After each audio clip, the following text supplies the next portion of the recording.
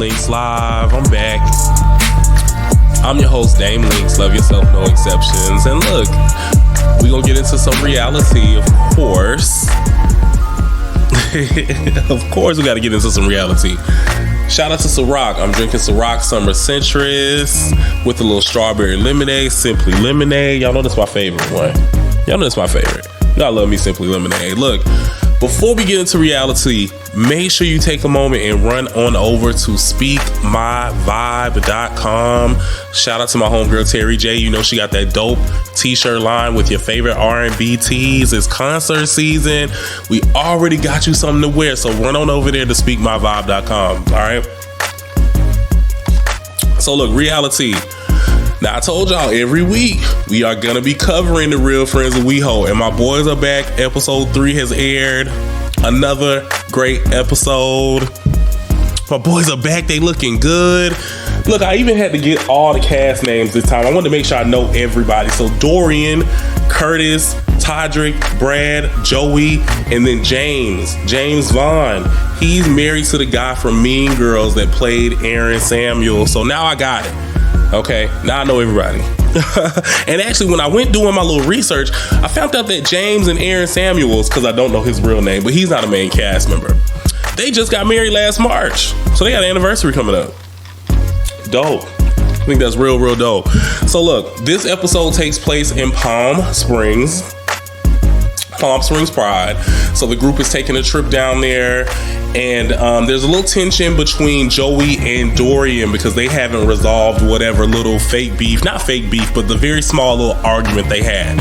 And I think that both of them can actually walk away from this argument okay, right? So Dorian decides that he's not traveling with the rest of the guys. He's actually gonna pop down just for Todrick's performance. And then he's out. He's gonna be doing his own thing, which I don't blame him, because Palm Springs Pride is real pale. So look, also James and Aaron Samuels, James and his husband, they have this travel agency that they've launched within the last couple of years, and they're sponsoring some events down at the Palm Springs Pride. So I think that's really dope. And they're hosting some event where the guys have to wear wigs or something like that. All right. So they are traveling to Palm Springs in a party bus. Real cute bus, by the way. It had a little stripper pole in the middle. It was very comfy. I would not have minded riding to Palm Springs in that.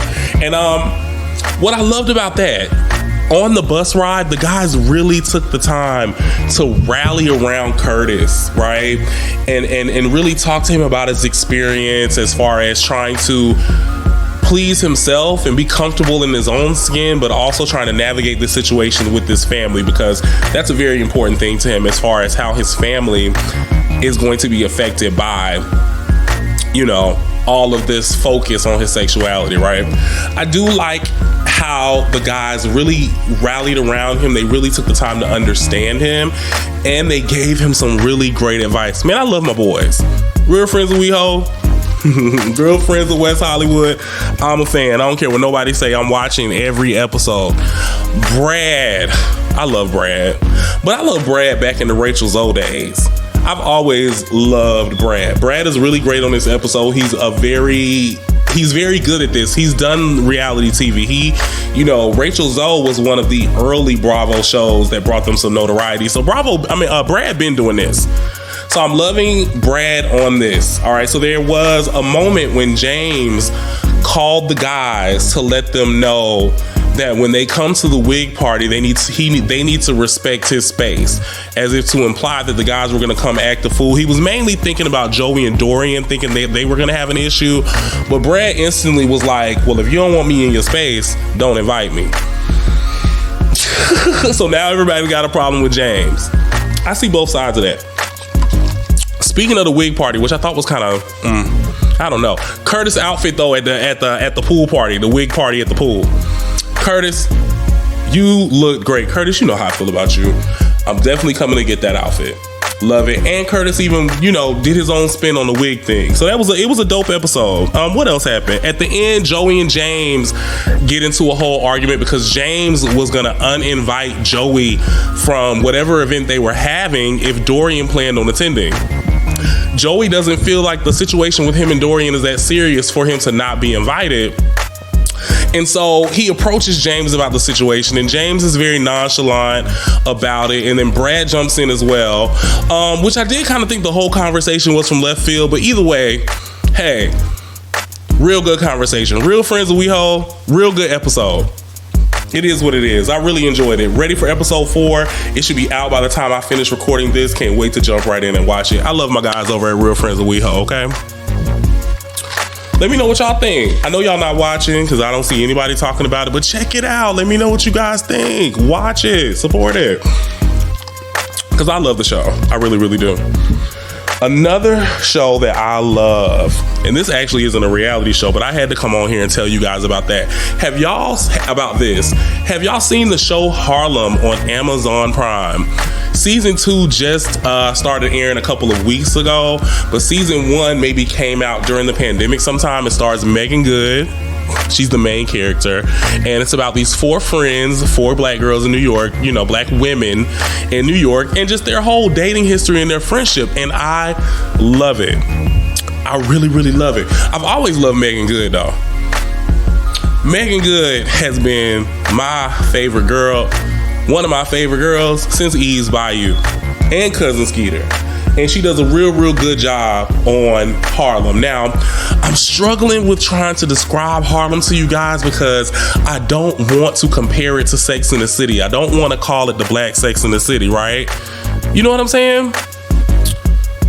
But we gotta face it, Sex and the City is the blueprint of these type of shows. And these type of shows can be reprogrammed, recasted, rewritten, and taken in so many different directions that we're always gonna see this type of story.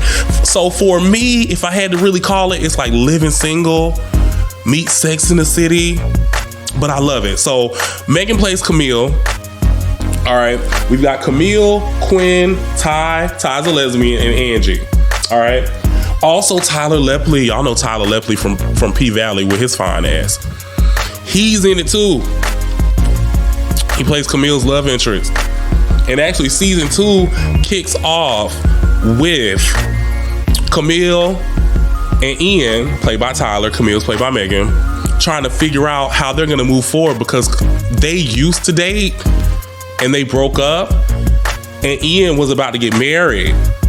And here come Camille kissing all on him and stuff. And now they got to figure this whole thing out. So I'm interested to see how that goes.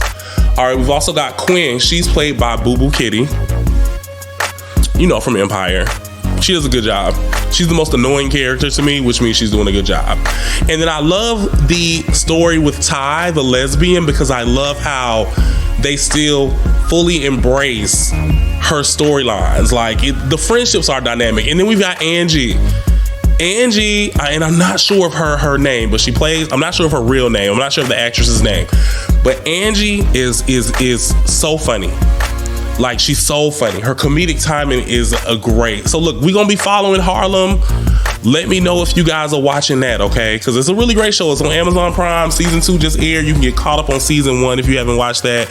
You know, I always tend to gravitate towards, you know, some of my favorite TV characters, right? And when it comes to TV, there's just a few characters that I love. And for the longest, it was Mary Jane Paul from Being Mary Jane. Anybody knows me knows how much I love Being Mary Jane. Then it was Molly from Insecure, which I just felt like Molly from Insecure was like looking in a mirror. You hear me? Loved Molly from Insecure. And now it's Camille from Harlem. Love her. Look, Harlem. Oh, Whoopi Goldberg and Bevy Smith. They're also playing supporting characters on there, and they funny too. Especially Whoopi. Come on, it's Whoopi. Look, Harlem's a great show. Let me know what y'all think about Harlem if you're watching Harlem. And we're going to be following that on Reali-TEA, of course. Of course, this weekend, the Potomac reunion. Since it's the Super Bowl, is the Potomac reunion coming on? Well, either way, if it does, the Potomac reunion is going to start this weekend. So we'll be following that. One thing I'm tired of hearing about, though, is Robin and Juan and this cheating thing. No one gives a damn. We don't give a damn. So look, reunion starts this week, I think, in addition to me watching the Super Bowl, of course, because I got to see Rihanna's halftime show. So we'll be following the reunion. It's going to be a 3-part reunion. We're going to see what happens with that. And I don't know. Let me know what y'all think, you know? Also, let me know what you guys think about the Rihanna performance when it airs too, because that's going to be a big thing, and I'm really interested to see what she's got going on. Look, we're going to get into some more music. That's it for Reali-TEA, and we'll be right back.